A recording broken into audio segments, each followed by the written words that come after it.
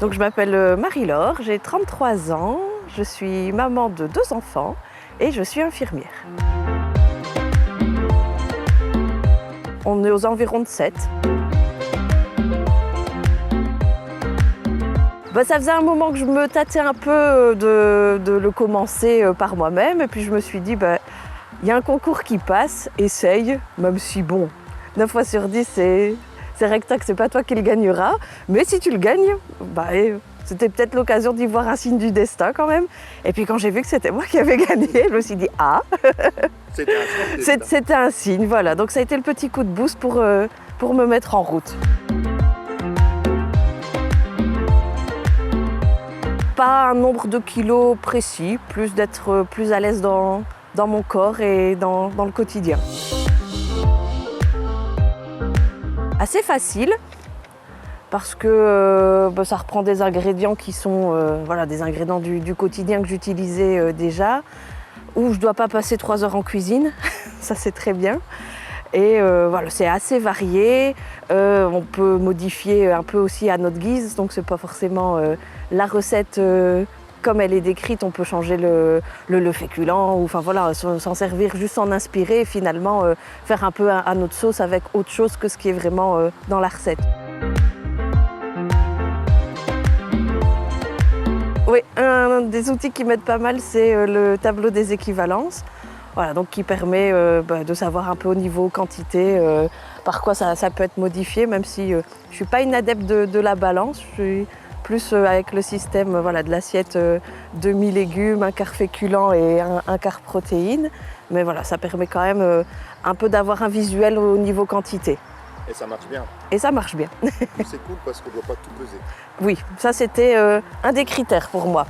Parce que sur le long terme, passer mon temps à peser mes aliments, c'est pas faisable pour moi.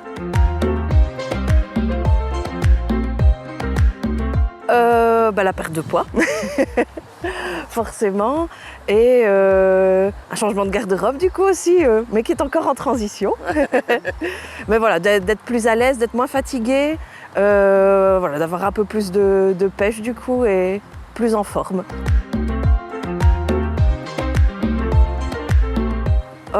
Ici on a une période où ça stagne un peu, donc même si c'est un objectif sur le long terme et qu'on n'est pas dans une course de perte de kilos, malgré tout quand on voit la balance qui affiche le même poids depuis quelques semaines, on se dit ce serait bien quand même que ça diminue, on a mis les choses en place pour essayer de comprendre le pourquoi.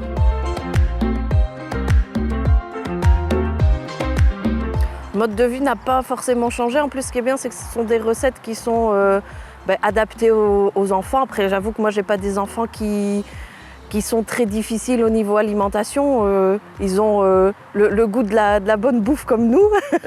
Donc ça, c'est vrai que c'est un des points positifs, c'est que du coup, c'est adapté.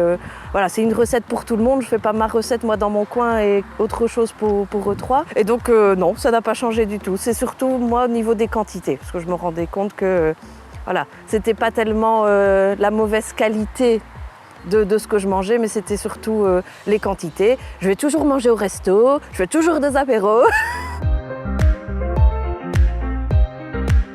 Oui, je l'ai déjà fait d'ailleurs. Si on a un objectif de perte de poids et de modifier un peu son alimentation, c'est pas une course à la perte de kilos. C'est ce que je leur dis à chaque fois, c'est que c'est vraiment d'ancrer des bonnes habitudes sur le long terme.